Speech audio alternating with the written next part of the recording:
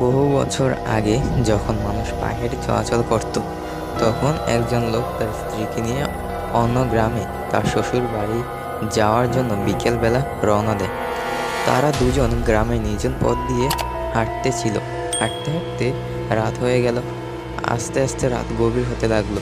চারদিক থেকে শেয়ালের ডাক ও শন শব্দ ভেসে আসছিল।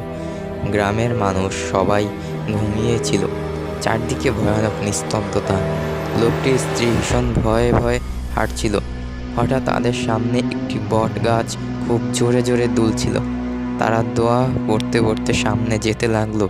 কিছু দূর যাওয়ার পর দেখে আবারও সেই গাছটি তাদের সামনে পথ আটকে দাঁড়ালো এবং অনেক বড় বড় কিছু সাদা বিড়াল উল্টো হয়ে গাছটিতে উঠতেছিল এবং গাছের ডালে উল্টো হয়ে ঝুলে তাদের দিকে তাকিয়েছিল।